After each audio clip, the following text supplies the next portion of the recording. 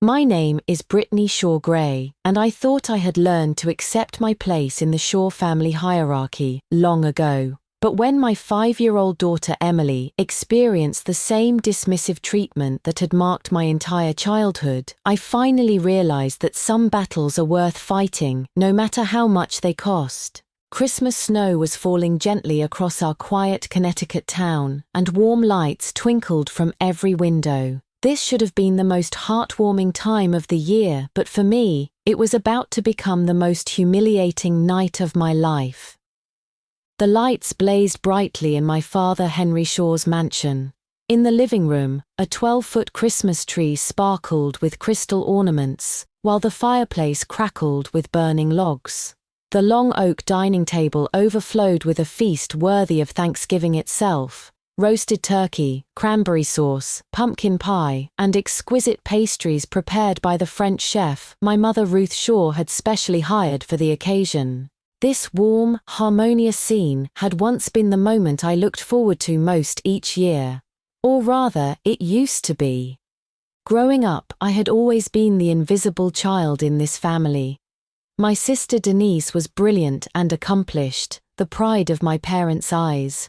My brother Philip was lively and charming, the beloved baby of the household. And I, caught in the middle, was always the one who went unnoticed. When Denise got into an Ivy League school, my parents celebrated with champagne. When Philip graduated from high school, my father bought him a brand new car as a gift. But when I received a full scholarship to the state university, my father merely said, "Not bad," with barely a glance before returning to his financial news. This favoritism had now extended to the next generation. After several glasses of wine, my father Henry Shaw's face was flushed and jovial. He reached into his leather briefcase and pulled out 2 thick envelopes, beaming as he handed them to my brother Philip Shaw's 2 sons, Ryan and Ethan. "Come here, my wonderful grandsons. This is Grandpa's special Christmas gift, $10,000 each. Study hard and get into Harvard someday." The 2 teenage boys cheered as they accepted the envelopes, tearing them open immediately to reveal crisp $100 bills that gleamed under the crystal chandelier. Everyone laughed with delight. My mother praised my father's generosity, while my sister Denise said Dad had always adored his grandsons. There was a hint of smugness in her voice because, although she had no children of her own, she knew our parents' obvious favoritism toward Philip's family meant corresponding neglect of mine. My 5-year-old daughter Emily watched Grandpa with hopeful eyes, her small hands nervously clutching the hem of her red velvet dress. Now it was Emily's turn. The smile on my father's face dimmed slightly, taking on that familiar expression I had seen countless times throughout my childhood whenever my turn came. He reached into his bag and seemed to move in slow motion as he searched inside, every eye in the room focused on his hand. Finally, he withdrew his hand with a troubled expression. It was completely empty. "Oh dear." He slapped his thigh with just the right volume for everyone at the table to hear. Look at my memory.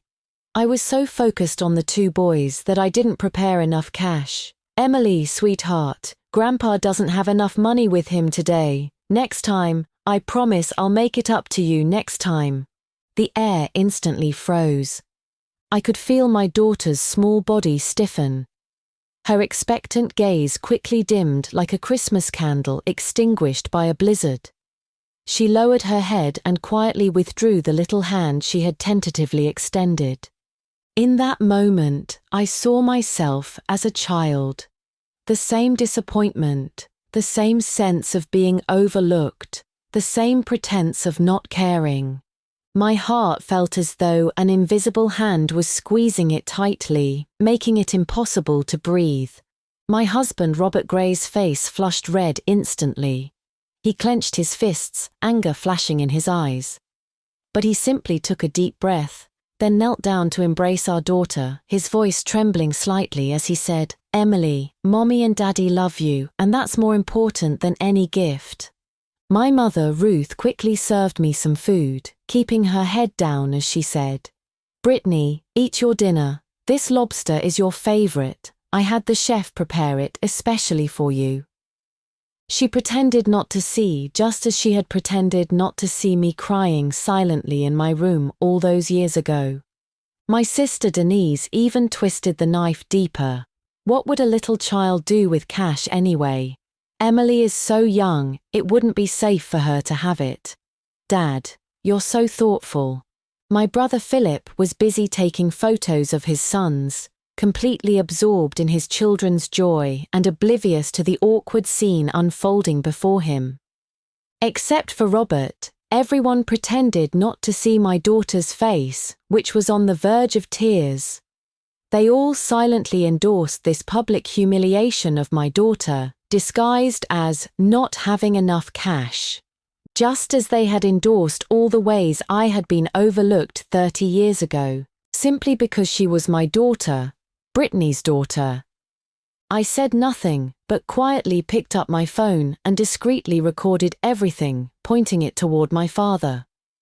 The next morning, sunlight streamed through the blinds, casting dappled shadows across the floor. I had not slept all night. I opened my travel booking website and found the order I had spent weeks carefully planning and paid for myself. A $60,000 luxury family trip to the Maldives. Maldives, 6 days and 5 nights, 5-star resort, deluxe family suite. I stared at each word, remembering how my father had excitedly bragged to his golf buddies over the phone about having such a successful daughter, even though privately, he had never shown genuine appreciation for any of my achievements. My finger hovered over the cancel reservation button for 3 seconds. Then I pressed it firmly. A confirmation dialogue appeared, and I confirmed again. After completing this action, the suffocating feeling in my chest finally began to dissipate. Sure enough, it wasn't long before the family group chat, Shaw Family Circle, exploded. The first to jump out was my father, Henry Shaw. He didn't type, but sent a 60-second voice message instead. I played it on speaker. His furious roar immediately filled the entire living room. "Brittany, what is the meaning of this? Cancelling a perfectly good trip just like that? Have you lost your mind? I've already told all my friends about it. Where am I supposed to put my face now? Do you have any respect for me as your father? Such disrespect. Have you gotten too big for your britches?" When the voice message ended, the group fell silent as death.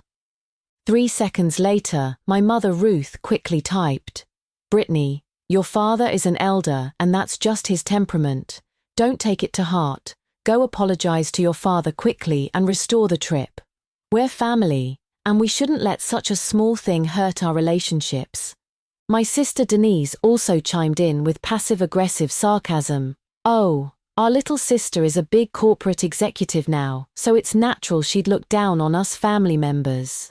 It's just pitiful for Mom and Dad, whose trip they've been looking forward to all year just got cancelled.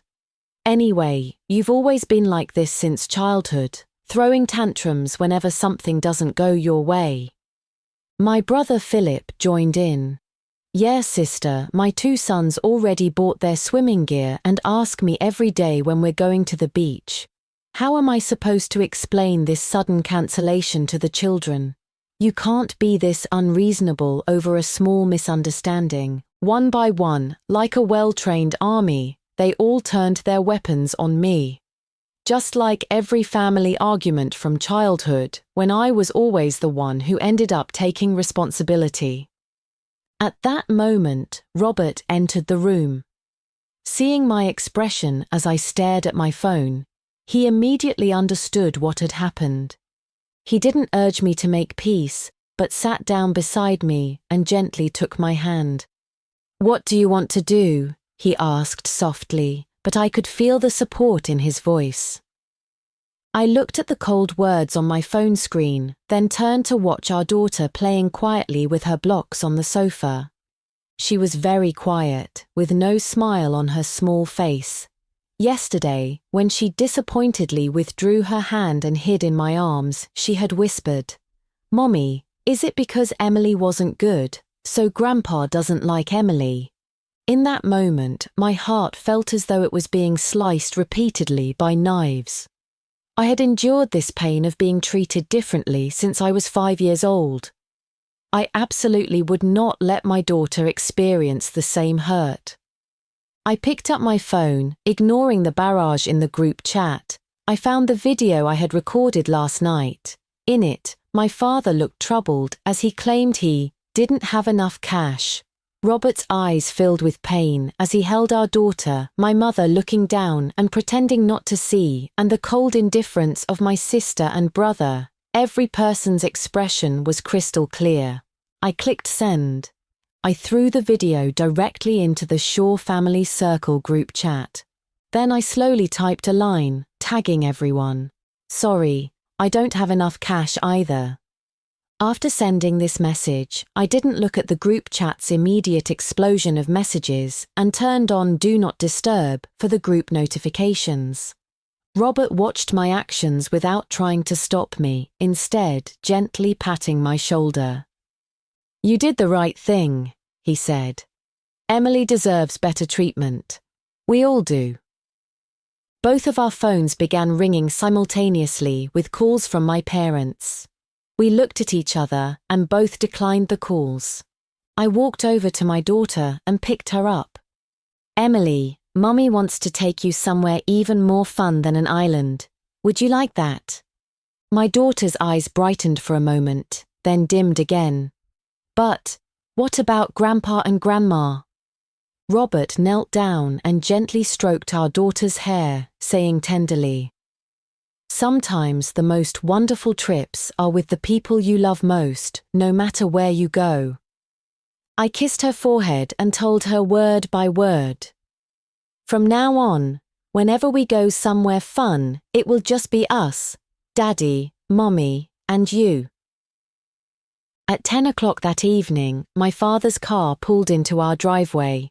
Through the curtains, I could see Henry Shaw and Ruth Shaw walking toward our front door, followed by Denise and Philip with his family.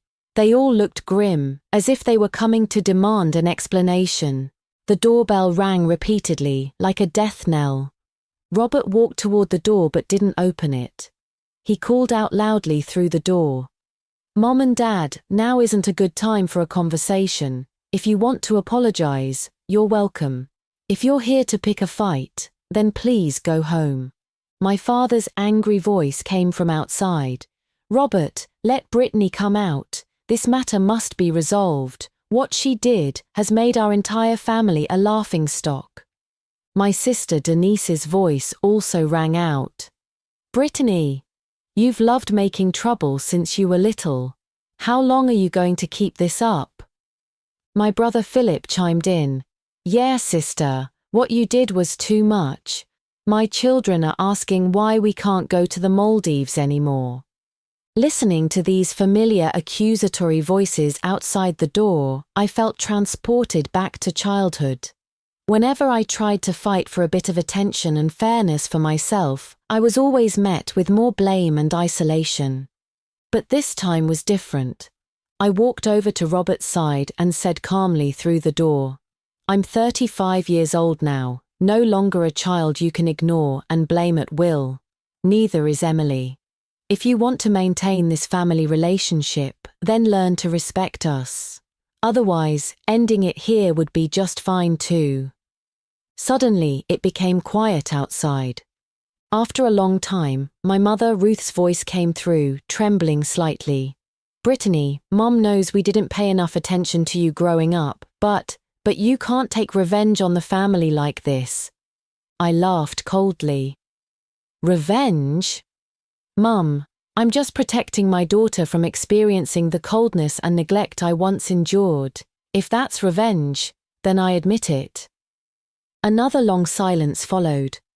Finally, I heard the sound of car engines starting. They left, just as they had countless times in the past, walking past my bedroom door while I cried alone inside, never stopping. Robert embraced me, and Emily played quietly with her blocks beside us.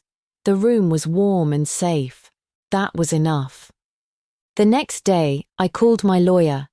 Not about divorce, but about another matter. It was time to let the Shaw family know who had actually been paying for this family all these years. My mother Ruth must have realized something from those frantic phone calls because she showed up at our door early the next morning carrying a basket of imported fruit. As soon as she entered, she put on a pained expression, taking my hands, with tears welling up in her eyes. Brittany, dear, family members don't hold grudges overnight. It's all your father's fault. The old fool can't shake his outdated thinking about favoring sons over daughters. Don't worry, I'll go home and scold him. Make him apologize to you and Emily. She dabbed at fake tears, then suddenly changed direction to reveal her true purpose. But Brittany, you can't really cut ties with the family. You're our most capable daughter, and your father is most proud of you. If you really stop caring about us, this family will fall apart, and it won't be easy for you raising a child on your own either. I smiled as I watched her performance, feeling completely unmoved. Difficult to raise a child alone, yes, indeed. Having to earn money to support the family while also serving as an ATM for her favored son and daughter was certainly not easy. I didn't respond, but instead calmly picked up my phone in front of her, unlocked it, found my brother Philip's number, and pressed speakerphone. The call connected quickly, and Philip's lazy voice came through. "Hello, Brittany, what's up? Yesterday you really went too far." I looked at my mother's instantly tense face and smiled coldly. "Philip, nothing major, just calling to let you know something."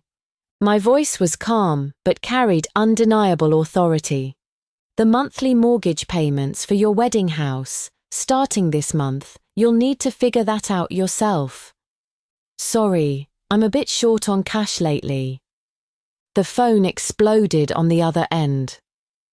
"Brittany, are you joking? You agreed to help me pay for 10 years and it's only been 3. I don't have money for the mortgage. The bank will foreclose on the house. Sister, you can't do this."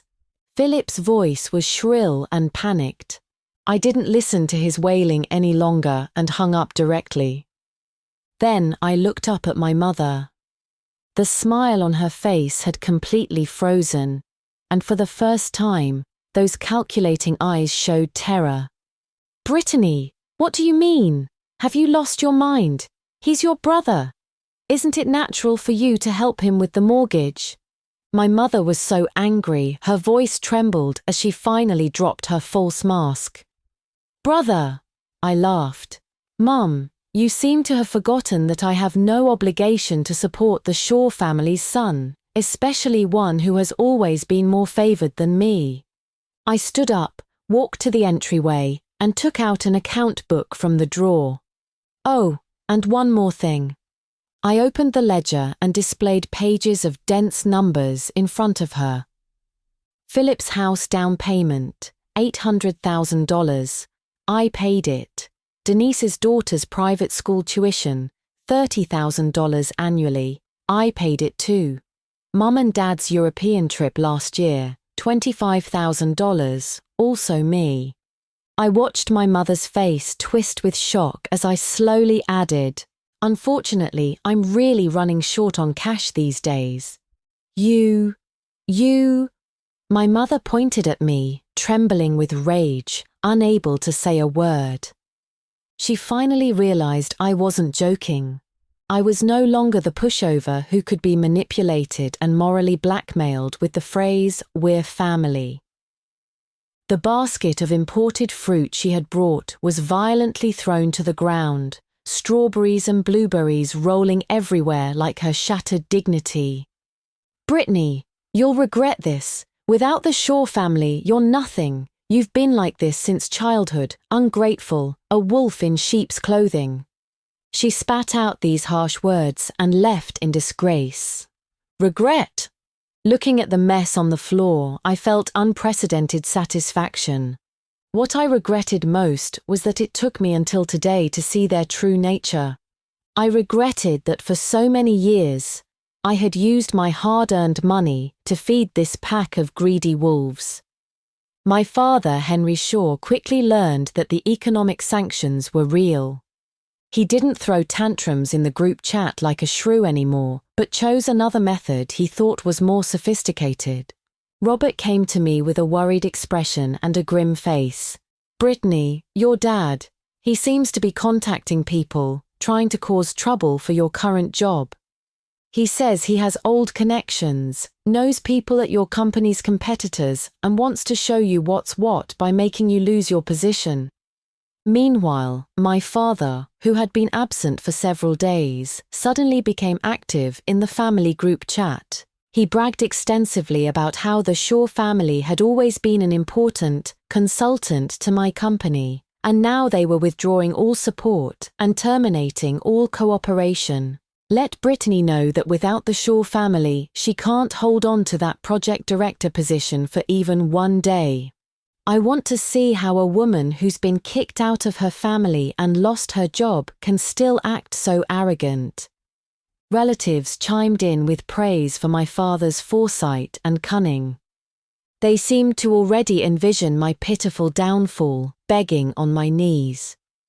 Looking at these pathetic performances on my phone, I found them merely laughable.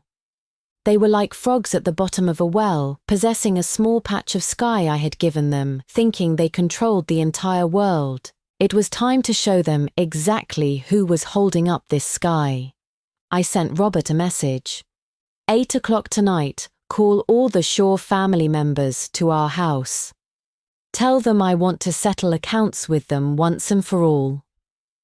At exactly 8 o'clock that evening, all the Shaw family members had arrived. My father, Henry Shaw, sat in the center of the sofa with the bearing of a patriarch, his face so grim it seemed ready to drip water. My mother Ruth and sister Denise sat on either side of him, while my brother Philip and his family stood behind them. Each one glared at me with fury. Only Robert stood beside me, his face full of unwavering support. "Brittany, you finally deigned to show yourself." My father slammed the coffee table hard, creating a loud bang. "I'm giving you one last chance.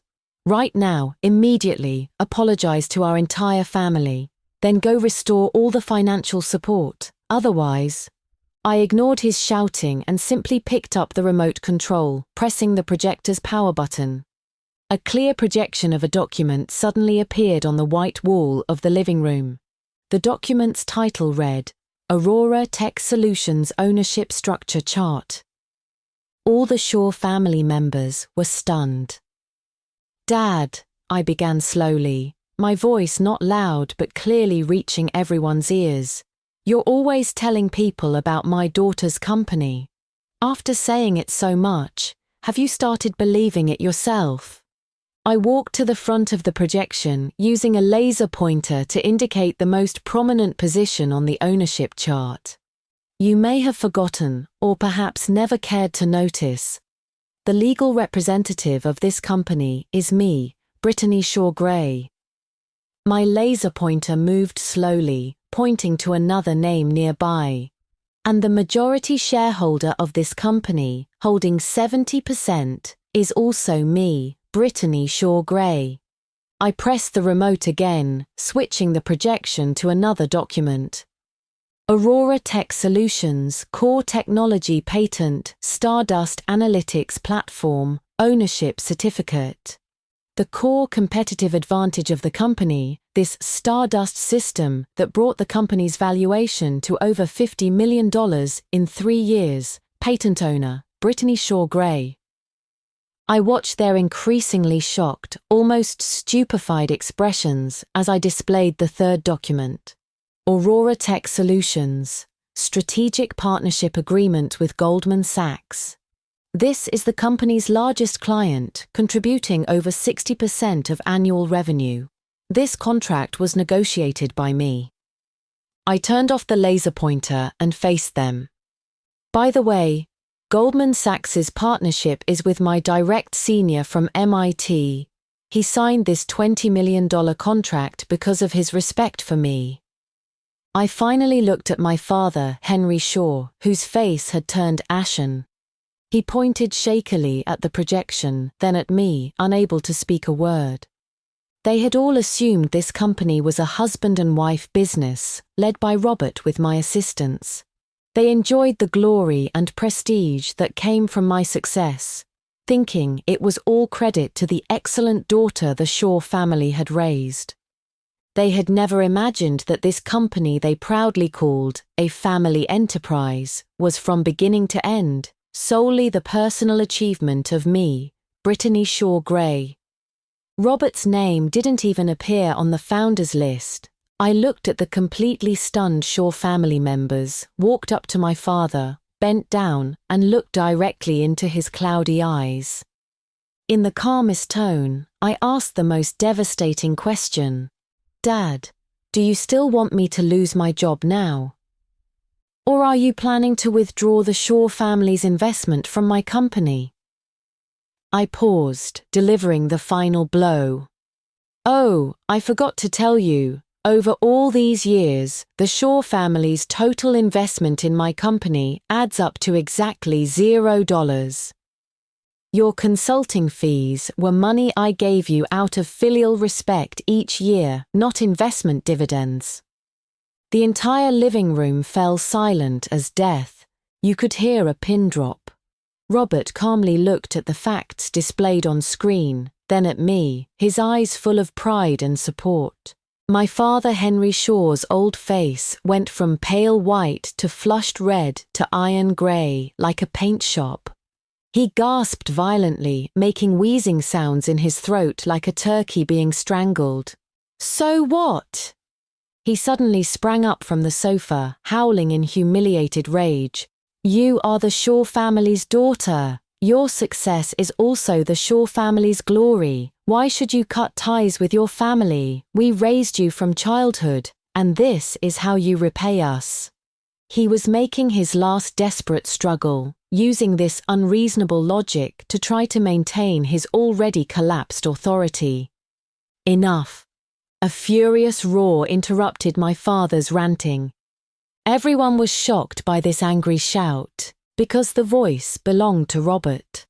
Robert, who had always been gentle and never argued with his in-laws, he stared at his father-in-law with bloodshot eyes, his chest heaving violently. Mr. Shaw, how long will you continue to deceive yourself? He shouted hoarsely, then turned angrily toward the entire family, his voice filled with broken fury. Do you know what Brittany experienced growing up? Do you know how hard she tried just to get a little recognition? In high school, when she got straight A's, you were focused on Philip's football games. When she got a full scholarship to college, you were celebrating Denise's engagement. When she succeeded in business, all you cared about was how much you could get from her. Robert's words were like sharp knives, precisely hitting the most hypocritical part of each Shaw family member's heart. My father was stunned by his son-in-law's unexpected counterattack. He probably never imagined that this son-in-law, who had always been respectful, would speak to him in such a tone. After the shock came towering rage. You outsider! He pointed at Robert, trembling with anger, his face turning purple. When did it become your place to interfere in Shaw family business? Brittany, control your husband. He clutched his chest, and before finishing his words, his eyes rolled back and he fell straight backward. Henry! Dad!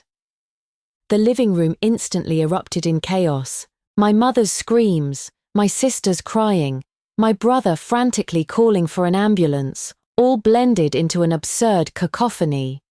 And I simply watched it all with cold detachment.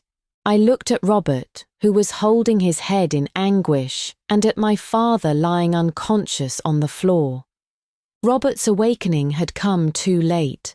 And this belated awakening was bought with the 30-plus years of coldness and neglect I had endured, and with my daughter's wounded dignity. Too late. Everything was too late. The emergency room corridor was brightly lit, and the sharp smell of disinfectant filled the cold air. My father was diagnosed with acute arrhythmia. Fortunately, the rescue was timely, and he was out of immediate danger, transferred to a regular ward. In the corridor, my mother Ruth sat on the floor and began performing her most practiced drama. She slapped her thighs while wailing dramatically. How miserable is my life! I raised an ungrateful daughter who wants to anger her father to death. What a sin! What terrible karma has befallen the Shaw family? My sister Denise was like an enraged lioness, rushing up to me and pointing her red-painted fingernails at my nose, cursing furiously. "Brittany, you heartless, poisonous woman, murderer! If anything happens to Dad, I will never forgive you. I'll make you pay with your life." She tried to attack me physically in her excitement, but Robert stopped her in time. "Denise, calm down. How is Dad's illness Brittany's fault?" "How is it not her fault?" my sister shrieked. "It was her. She's the one who angered Dad with those ridiculous documents. She wants to destroy our Shaw family. Robert, wake up. This woman is trying to ruin us." I watched them perform this ugly family melodrama in front of me with an expressionless face. I didn't argue or feel angry. I simply walked to the payment window and took out my American Express black card. "Hello, this is for room 306, Henry Shaw. I'd like to pay the hospital deposit." The nurse checked and said, "The patient's condition is quite serious. We recommend an initial deposit of $50,000, with possibly more needed later." I didn't blink an eye. "Charge the card."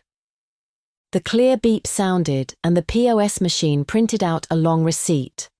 I signed my name, then turned to hand the receipt to the nearby nurse.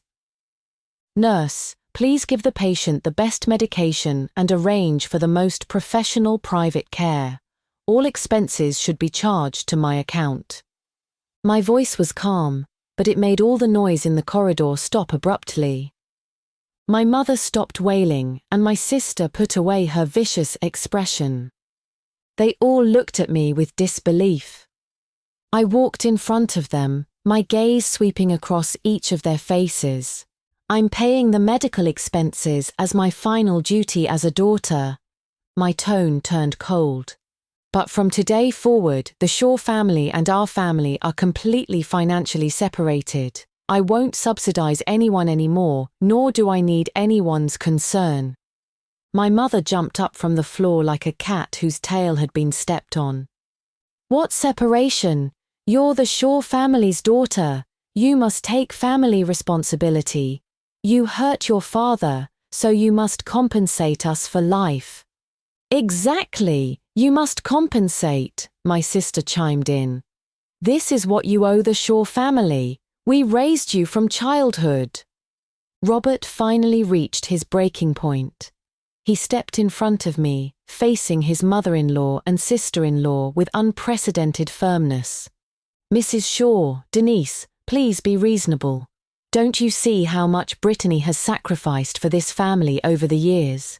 She has never owed the Shaw family anything. On the contrary, you owe her far too much." My sister and Robert got into a heated argument, the scene becoming extremely ugly. I frowned in disgust and pulled the emotionally agitated Robert back. Looking at these so-called family members, with their distorted faces and endless greed, I spoke my final decision, word by word. "From today forward, we return to our original relationship. I am the daughter of Henry Shaw and Ruth Shaw. That fact won't change, but beyond that, there will be no financial dealings or obligations." My father, Henry Shaw, had a strong constitution and was able to leave the general ward after 3 days. He wasn't seriously ill. Mainly, it was his anger and high blood pressure that triggered the dramatic fainting episode. On the day he was discharged, Robert drove to pick him up. Meanwhile, I received an important phone call at home. The call came from Washington, D.C., from the Department of Defense Procurement Division. Ms. Shaw-Gray, we are very interested in your Stardust Analytics platform. This system has tremendous potential for cybersecurity applications. The Department of Defense would like to sign an exclusive 5-year cooperation agreement worth $150 million with your company. Listening to the news over the phone, I felt a complex mix of emotions. This was the largest contract since I started my business, enough to make Aurora Tech Solutions a top-tier company in the industry. But more importantly, it meant I would never again need to look at anyone's face, including anyone from the Shaw family. I replied calmly, "Thank you for the Department of Defense's trust. We would be honored to contribute to national security. Please arrange a time to discuss the cooperation details." After hanging up, I looked at Emily's family portrait on the wall. In the drawing, there was me, Robert, and herself, 3 people holding hands in front of a beautiful house. The picture didn't include grandparents, aunts and uncles, or uncle and aunt. Because in Emily's heart, home was just the 3 of us. That was enough. That evening, when Robert returned home, the Shaw family gathered in our living room once again. But this time, the atmosphere was completely different. My father leaned against the sofa, still pale, but his eyes darted around evasively, no longer showing his previous arrogant demeanor. My mother and sister sat quietly nearby, not daring to say another word. Because Robert had already told them in the car about one piece of news, I had just signed a $150 million government contract. This figure made them completely understand one fact: I was no longer the little girl who needed to depend on the Shaw family for survival. On the contrary, they needed me. My father looked at me, opened his mouth as if to say something, but ultimately said nothing. My mother Ruth finally spoke, her voice carrying unprecedented caution. "Brittany, Mum knows we weren't fair enough to you growing up. But perhaps we could start over." I looked at her without immediately answering. After a long time, I finally spoke slowly. "Mum, if starting over means you're willing to treat Emily fairly and love her as much as you do Ryan and Ethan as your granddaughter, then I'm willing to give this family a chance. But if it's just because I have money now and you want to curry favor with me, then forget it." My father, Henry Shaw, sat in silence on the sofa for a very long time. Finally, he slowly nodded, his voice hoarse as he said, "Brittany, Dad is sorry to you, sorry to Emily. We're willing to change." This was probably the biggest concession he could make. And for me, his attitude was no longer that important. What mattered was that my husband had learned to stand with me. My daughter had a loving, healthy, complete family. That was enough. When spring came with its warm flowers and blooming trees, I rebooked that Maldives trip from last year. The same 5-star resort, the same luxury suite. But this time only our family of 3 was on the guest list. Before departure, Robert asked uncertainly, "Really? We're not bringing your parents? They seem to be genuinely trying to change." I looked at him seriously and said, "Our first real family vacation belongs only to our real family." I pointed to him, then to our daughter, then to myself. Robert immediately understood what I meant. He nodded heavily, his eyes slightly red. "I understand." The sunshine, beaches, crystal clear seas, and blue skies of the Maldives were beautiful, like an unreal dream. Our daughter wore a pretty floral dress, like a happy butterfly chasing waves on the white sand, her laughter ringing like silver bells. The sunset by the sea painted the sky in brilliant orange and red. Robert gently embraced me from behind, resting his chin on my shoulder. The sea breeze lifted my long hair, carrying a hint of warm saltiness. "Honey, I'm sorry," he whispered in my ear in a voice only we could hear, speaking with utmost sincerity. "Thank you for not giving up on me, not giving up on this family. Most importantly, thank you for teaching me what real courage means." I didn't speak, just quietly savored this moment of peace. He took out a small velvet box from his pocket and opened it in front of me. Inside was a very uniquely designed ring, simple yet elegant, with a small but perfectly pure diamond. "I bought this with my own bonus." He showed me the delicate engraving inside the ring. "Look, here are the first letters of our three names, B-R-E, intertwined together, forming the shape of a home." He took my hand and knelt on one knee in the sand, looking up at me with more devotion and deep affection than I had ever seen before. "Brittany Shaw Gray, would you start over with me?" I looked into his sincere eyes, at our daughter running in the distance under the sunset, and all the grievances and pain in my heart dissolved into peace at that moment. I didn't answer him immediately, but playfully winked and asked with a smile, "Do you have enough cash?" Robert was startled. Then he smiled too. He smiled until his eyes grew red. "Enough." He nodded firmly, his voice choking with emotion. "Everything I have is enough for you and our daughter. I would give you my life." I smiled and extended my hand, letting him place that ring symbolizing rebirth on my finger again. In the distance, our daughter ran toward us laughing, with brilliant sunset clouds behind her. Our happiness was just beginning. After returning from the trip, the company underwent a major structural adjustment. At the board meeting, I formally nominated Robert to serve as Executive Vice President of Aurora Tech Solutions, responsible for market expansion and customer relationship management. No one opposed this decision. Everyone had witnessed Robert's efforts over the past 6 months and the maturity and responsibility he had shown during our family crisis. He was no longer the boss's husband who needed my protection, but a true partner who could stand on his own. I remained chairman and CEO, but began focusing more on technological innovation and strategic planning, delegating daily operations to a professional management team. I told Robert that I wanted more time to spend with our daughter, to develop some personal interests, and to do things I had always wanted to do but never had time for. Robert gripped my hand tightly, his eyes determined. "You should. You've been carrying this family and this company all by yourself. From now on, let me share more of the burden for you."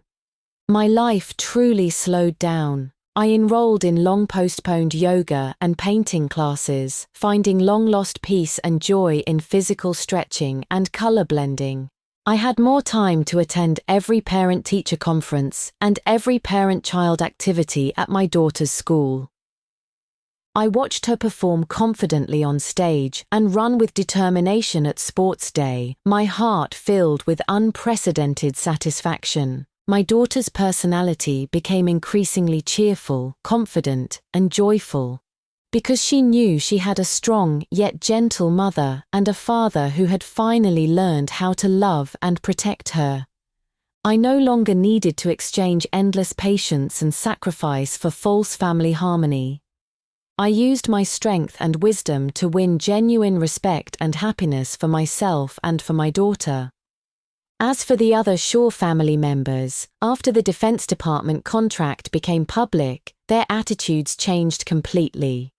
My father, Henry Shaw, began bragging to everyone about what an outstanding daughter he had. My mother, Ruth, called every few days, carefully inquiring about our well-being, especially concerned about Emily's studies and life.